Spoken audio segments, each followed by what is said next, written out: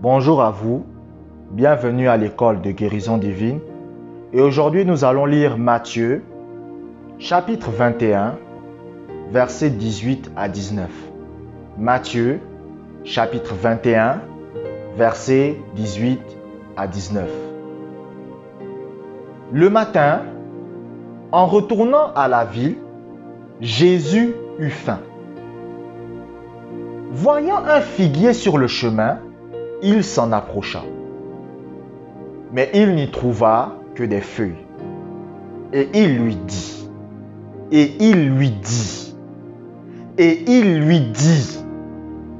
que jamais fruit ne naisse de toi. Et à l'instant, le figuier sécha. Regardez ce passage de la Bible. La Bible dit que les passages bibliques ont été donnés pour notre instruction. Les histoires de la Bible, ce sont des histoires qui sont là pour vous montrer, pour vous servir d'exemple et de modèle. La Bible vous montre des histoires pour vous montrer que ça, il ne faut pas faire. Par exemple, quand la Bible vous parle de l'histoire de Samson, c'est pour vous montrer comment un homme de Dieu doit se comporter. Pourquoi? Écoutez, vous pensez que quand Samson est au ciel, il est content qu'on ait écrit et on montre comment il a couché avec des prostituées? Il n'est pas content qu'on montre ça. Lui, il voulait simplement qu'on montre des bonnes histoires de lui. Quel est l'homme de Dieu que vous connaissez qui va aimer qu'on écrit un livre de sa biographie sur lui et on dit que voilà, il couchait avec des prostituées? Il n'y a pas un homme de Dieu qui aimera ça. Mais Dieu a fait exprès qu'on écrive ça dans la Bible. Pour que la plupart des hommes de Dieu puissent voir que quand un homme vit quand un enfant de Dieu, quand un pasteur va vivre dans l'impudicité, il va avoir des problèmes. La Bible a été écrite pour nous donner des instructions. Lorsque vous regardez Jésus, la Bible dit que Jésus a faim. Jésus voit un figuier. Il vient devant le figuier. Il dit au figuier, il veut prendre des figues, il n'y a pas de figues. La Bible dit que Jésus parle. Il va dire que jamais fruit ne naisse de toi. Et la Bible dit qu'à l'instant, le figuier a séché. Ça veut dire que le figuier a commencé à sécher à cause des paroles que Jésus a dites. Ça veut dire que la parole que vous sortez de votre bouche a la capacité d'influencer les corps vivants. Oh Seigneur. Vos paroles ont la capacité d'influencer les corps vivants. Je ne sais pas s'il y a des choses que je peux dire ici. Bon, je vais le dire quand même. Un jour, il y avait quelqu'un qui m'emmerdait, vous comprenez? Il m'emmerdait. Vraiment, il m'embêtait, quoi. J'ai dit, toi, tu vas mourir. Il s'est mis à rire. Je lui ai dit, tu vas mourir. Je lui ai dit ça devant les gens. Que moi-même, je vais te tuer. Pas physiquement. Je vais te tuer. Puisque tu penses que tu fais la sorcellerie, je vais te tuer.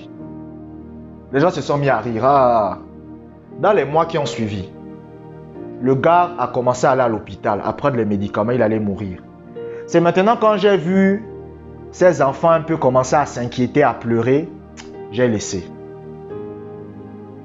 Parce que j'ai commencé à déclarer des paroles. Les incantations, c'est quoi? C'est des paroles. Mais qui sont pour le mal. Et le Seigneur m'a dit, tu es un enfant de Dieu, tu n'as pas à chercher à tuer ces gens-là. Occupe-toi simplement de sauver les âmes. Laisse-le. Et j'ai laissé. Depuis ce jour-là même, il ne blaguait plus. Il savait que, lui là, il faut le laisser. Si on embête, il y a des problèmes. Vous comprenez?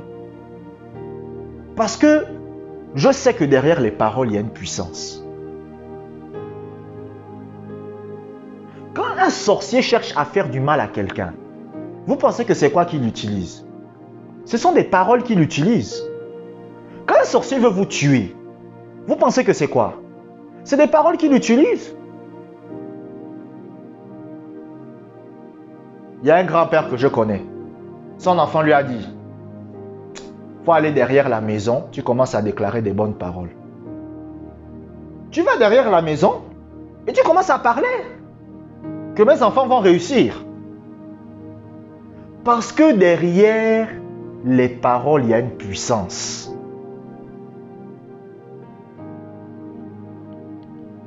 Ce que vous dites, c'est ce qui se réalise. C'est pour ça, écoutez, je vous répète ça, même les parents, faites attention à ce que vous dites à vos enfants. Faites très attention à ce que vous dites. Même si vous parlez dans la colère, ce que vous dites va les affecter. Écoutez, il y a un frère à moi, à l'époque, il avait des problèmes à l'école. Pourquoi? Parce que il déclarait, il avait des mauvaises paroles avaient été dites. Qu'est-ce qu'il a fait? Je lui ai dit, à partir d'aujourd'hui, regarde-toi dans le miroir et commence à déclarer des bonnes paroles sur toi. Et il s'est levé, il s'est regardé dans le miroir. Il a commencé à déclarer des bonnes paroles sur lui-même, tous les jours. Il est devenu excellent à l'école. Pourquoi? Parce que vos paroles vous affectent. Ce que vous dites vous affecte. C'est pour ça que parfois vous allez voir, vous êtes là, vous avez envie de commencer un projet. Vous êtes chaud bouillant. Vous rencontrez votre ami. Votre ami vous dit, oh, tu ne réussiras pas, tu es fou. Toi aussi. Tout à coup, vous devenez froid. Vous n'avez plus envie de le faire. Parce que les paroles qu'il a déclarées a affecté votre vie. Les gens ne sont pas conscients de ça. Écoutez, ce que je suis en train de vous dire, c'est des choses que même les scientifiques ont prouvées. C'est des choses que la Bible dit depuis des années, des milliers d'années. Mais aujourd'hui, les scientifiques ont découvert que c'est vrai. Jésus parle au figuier. Est-ce que vous savez que même dans la Bible, il y a des gens qui ont parlé au soleil? Josué a parlé au soleil. Il y a des gens qui ont parlé à des rivières. Oh Seigneur. Et les chrétiens, quand vous allez leur dire ça, on va vous dire c'est la sorcellerie, c'est la magie, c'est les sciences occultes. Non, c'est dans la Bible. Ouvrons un deuxième passage biblique. 1 Pierre, chapitre 3, verset 10. 1 Pierre, chapitre 3, verset 10. Si quelqu'un, en effet, veut aimer la vie et voir des jours heureux, qu'il préserve sa langue du mal. Qu'il préserve sa langue du mal et ses lèvres des paroles trompeuses. Écoutez. La Bible dit que si quelqu'un veut voir des jours heureux, si quelqu'un veut être en bonne santé, si quelqu'un veut vivre épanoui, si quelqu'un veut expérimenter la guérison, qu'il préserve sa langue du mal. Ça veut dire quoi? Qu'il ne déclare pas et ne confesse pas la maladie, mais plutôt la guérison. C'est ça. Comment quelqu'un peut être heureux dans la maladie? Quelqu'un ne peut pas être heureux dans la maladie. Quelqu'un ne peut pas être heureux avec le cancer, avec les souffrances. La Bible dit si quelqu'un veut voir des jours heureux, épanoui, être tranquille, qu'il préserve sa langue du mal. Ça veut dire quoi? Que cette personne déclare la guérison. Quand vous déclarez votre guérison, cela se manifestera. Ce n'est qu'une question de temps. Surtout si vous priez en langue ou si vous pratiquez la présence de Dieu, cela se manifestera. Écoutez, moi je ne peux vous dire que les choses que j'ai pratiquées. Moi je peux vous dire que des choses que j'ai pratiquées. Les choses que moi je vous enseigne, c'est des choses que j'ai mis en pratique et qui marchent.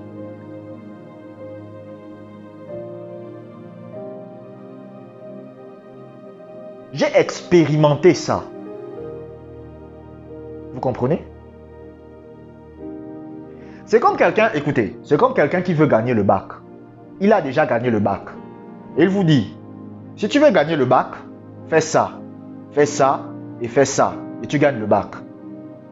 Il sait de quoi il vous parle. Pourquoi? Parce que lui-même, il a déjà gagné ça. Mais si quelqu'un n'a jamais gagné le bac, il a échoué, et il vient vous dire, fais ça et fais ça.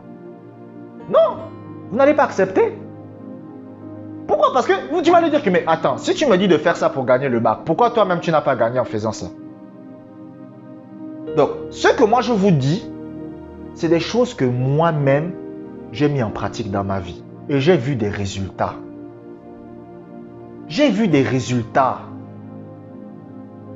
Si vous confessez la guérison de votre corps tous les jours, cela se manifeste. Ce n'est qu'une question de temps. Je ne parle pas, écoutez, c'est ce que moi je vous dis. Écoutez, je vais vous dire, écoutez, il y a 3 types de chrétiens qui font des confessions. Je vais vous expliquer tout de suite. Il y a 3 types de chrétiens qui font des confessions. Le premier type de chrétien, c'est le chrétien qui confesse, qui est chaud pour confesser. Mais lorsqu'il n'est pas chaud pour confesser, il ne confesse pas. Ça, c'est le genre de chrétien, il va confesser la guérison aujourd'hui et il va faire peut-être 3 ou 4 jours sans confesser sa guérison. Ensuite, dès qu'il sent qu'il est motivé, il se remet à confesser la guérison. Et après, il fait encore 3-4 jours, il ne confesse pas. Dès qu'il voit que je suis motivé, il recommence. Ça, c'est le premier type. Et je suis désolé de le dire, comme ça, ça ne marche pas. Si quelqu'un confesse la guérison seulement quand il est motivé, ça ne marche pas. Est-ce que vous comprenez? Ça ne marche pas. Le deuxième type, c'est le chrétien qui confesse la guérison, mais lorsqu'il ressent les symptômes, il confesse maintenant le contraire. C'est-à-dire, lorsqu'il se sent bien, il dit « Oh, je suis guéri, je suis en bonne santé, au nom de Jésus ». Lorsque maintenant il ressent les symptômes, sa confession change. Sa confession change. C'est-à-dire, au lieu de confesser qu'il est guéri, maintenant il confesse autre chose. En fait, c'est des chrétiens qui sont guidés par leur sens physique. Ce qu'ils ressentent, c'est ce qu'ils disent. Quand ils se sentent bien, oh, je suis guéri. Quand ils se sentent mal, je suis malade. Ça, c'est le deuxième. Ces personnes-là aussi, pour qu'ils confessent leur guérison, c'est dur. Écoutez, même quand vous sentez des douleurs, même quand vous sentez les symptômes, même quand vous ne vous sentez pas bien, chaque jour, vous devez consacrer du temps à déclarer votre guérison. Même si vous vous sentez mal, ça ne va pas, mais même si c'est avec des pleurs, confessez votre guérison. Tous les jours. Et le troisième type de personnes, ça c'est les chrétiens qui obtiennent leur guérison par la confession. C'est les chrétiens, ils confessent leur guérison, qu'ils se sentent bien ou qu'ils se sentent mal, et ils le font tous les jours. Ces personnes-là, la guérison se manifeste à 100%. À 100%. Les chrétiens ils confessent leur guérison le matin, ils confessent leur guérison le soir, le lendemain, ils confessent le matin, ils confessent. Parfois, ils sentent des douleurs, parfois, ils pleurent, parfois, ils se sentent mal, parfois, ils ne se sentent pas bien, parfois, ils se disent, mais oh, vraiment, cette souffrance, c'est terrible. Mais ils confessent quand même sa guérison tous les jours. Ces personnes-là obtiennent toujours leur guérison.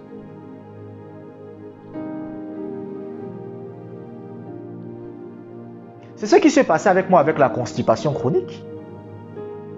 Je ne veux pas vous mettre mal à l'aise, mais parfois j'allais aux toilettes, c'est le sang qui coulait, le sang sortait, c'est comme si les intestins veulent sortir.